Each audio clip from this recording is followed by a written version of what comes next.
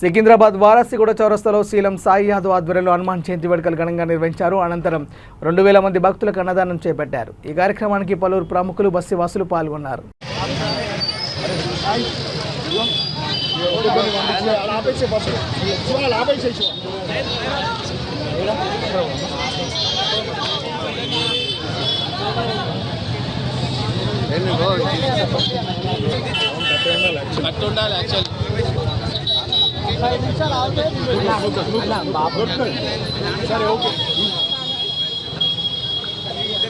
మాది నెంబర్ 8 వారాసిగూడ బులక్ష్మ temple opposite line మాది. మేము ఎవ్రీ ఇయర్ హనుమాన్ జయంతికి గ్రాండ్గా ఇలానే అన్నదానం చేసుకుంటా ఒక 2000 మెంబర్స్కి మేము అందరికీ భోజనం పెడతాము ఎవ్రీ టైం. ఇదని కాకుండా ఏ పండుగ అయినా కానీ మేము అందరం చాలా గల్లీలో అందరం కలిసి చాలా వైభవంగా అందరం కలిసి భారీ ఎత్తున చేస్తాము. మీరు చూస్తూనే ఉండొచ్చు, మీరు అందరూ ఎంత పబ్లిక్ ఎంత ఆదరంగా వస్తున్నారండి. అందరూ పబ్లిక్ చాలా ప్రేమతో వస్తారు మన దగ్గరికి. మా గల్లీని వచ్చేసి అన్నదాన గాలి అంటారు మాది.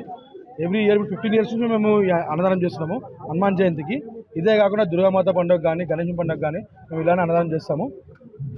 కావున మేము హనుమాన్ జయంతి గురించి మీకు ఇంకా చెప్పాలి. ఇంకోటి ఏంటంటే ఈ గణేశునిది కూడా మాది 9 days అన్నదాన కార్యక్రమం ఉంటుంది మాది.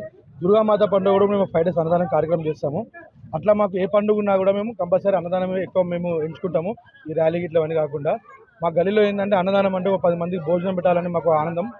ఇట్లా అందరికి భోజనం పెట్టినందుకు ఆ దేవుడు మాకు కూడా అదృష్టంతో అందరినీ చల్లగా చూసుకుంటుంది. కాబట్టి మా టీం అందరు కలిసి కూడా మాకు ఎప్పటికన్నా కానీ ఇట్లనే హెల్ప్ చేసుకుంటా అందరం కలిసి భారీ ఎత్తున అన్నదానం కార్యక్రమం చేస్తాము. ఎవ్రీ టైం మేము ఇదే హెల్ప్ మా ఫ్యామిలీ మెంబర్స్ లాగా ఉంటారు గల్లీ మొత్తము. అందరూ ఫ్యామిలీలో లేడీస్ కానీ జెంట్స్ కానీ అందరూ వచ్చి కూడా మంచిగా ప్రోగ్రామ్ చేసుకుంటా ఇలా అన్నదానం పెట్టుకుంటూ అందరూ ఆనందంగా ఎంజాయ్ చేసుకుంటాం. ఈ ప్రోగ్రామ్ మేము హనుమాన్ జయంతిని 15 years నుంచి చేస్తాం ఎవ్రీ టైం. అంటే ఇదని కాదు, గణేశం కూడా ఇదే దగ్గర మధ్యాహ్నం కూడా పెడతాము. ఇప్పుడు ఏంటంటే ఎండాకాలం ఉంది కాబట్టి మనం నైట్లో అందరికీ అవైలబుల్ ఉంటుంది కాబట్టి నైట్లో ఇప్పుడు నైట్ పెట్టినాము.